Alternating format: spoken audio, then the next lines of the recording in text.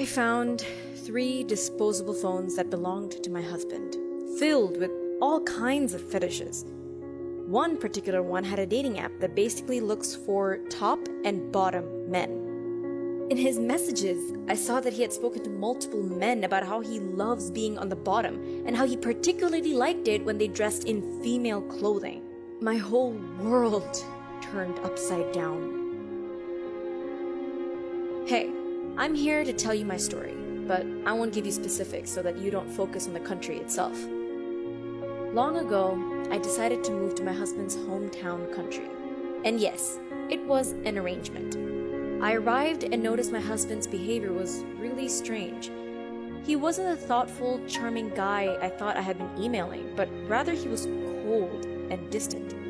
Many months had passed and all I had really received from him were glances in disgust and bare minimum conversations. He couldn't even touch me. I knew this behavior was definitely not normal and definitely not the love I had hoped for. Eventually, I couldn't take it anymore and I broke down crying to him. I guess this made him take pity on me because we somehow ended up in the bed together, and before I knew it, I was knocked up. 5 months had passed and I still received weird treatments from him. Even as I held his child in my stomach, he looked away when I changed and even almost seemed sick when I tried sitting on him in the bedroom. God, I felt like I was so ugly and disgusting. One day while cleaning out our wardrobe, I had noticed a bunch of odd CDs. Huh, that's weird. So I placed them in the player and found a bunch of man-on-man videos doing all kinds of erotic moves. I was in complete disbelief. I didn't know what to do or say. So then I watched the next, and the next, and the next CD. My husband clearly liked men, but for some reason I just couldn't bring myself to ask him. Instead, I hinted it slowly, hoping that he'd admit it. It didn't work out in my favor because all he did was end up screaming at me and saying I was crazy. And for some stupid reason, I kind of thought I was. So I let it be for a while. Our beautiful baby was now born and he was just the most precious thing ever. By now, we still hadn't had any sexual relations, even with all my seductive advances. I mean, at this point, I may have felt as ugly as a goat. He'd fight with me a lot and often call me unspeakable names, and somehow, I'd always be called a monster for constantly asking for affection. It just didn't make sense to me. So one day, I decided to peep his phone, and guess what I found? A bunch of nude photos of guys. Why did I feel like I recognized some of these guys? I had had enough. I went up to him and confronted everything, trying my best not to break down. But of course, he found a way to make me feel like the bad guy. He told me he hated himself and he would take his own life if I left him. I was so scared and did what I was told so that he'd stop hurting himself and soon to be my baby. Some more months had passed and now I had found more disturbing things.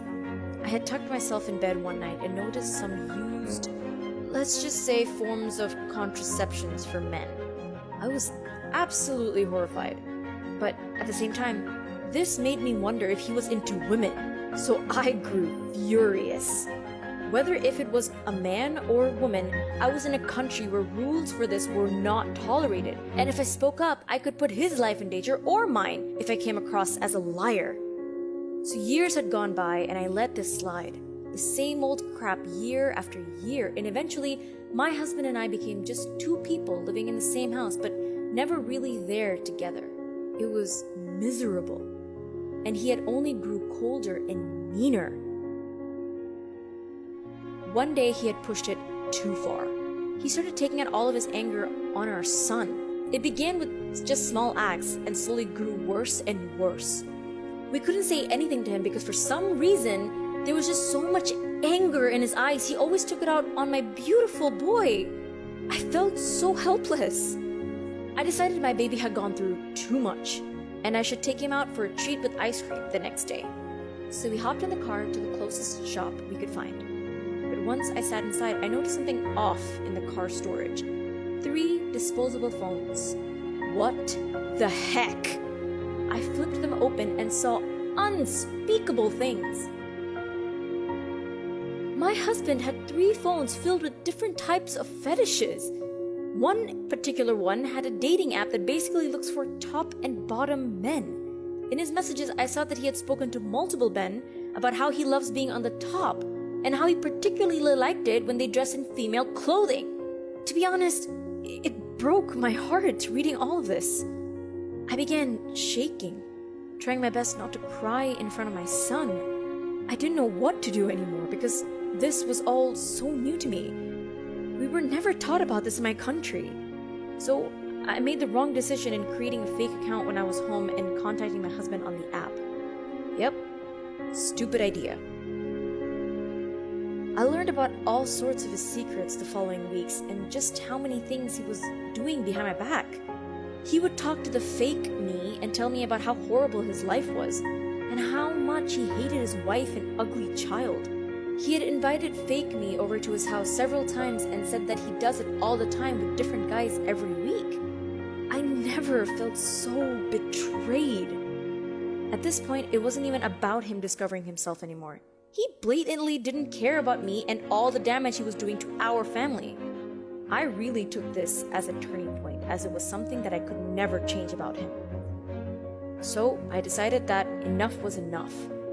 I had to leave this country ASAP and was taking my son with me. The very next day, I had bought my son and I a ticket and took the soonest plane out. I didn't even have enough money to return to my home country. There were only 2 last seats left on that flight, and for some reason, I felt like it was some kind of energy inside me helping me on this path to leave. Like it was fate.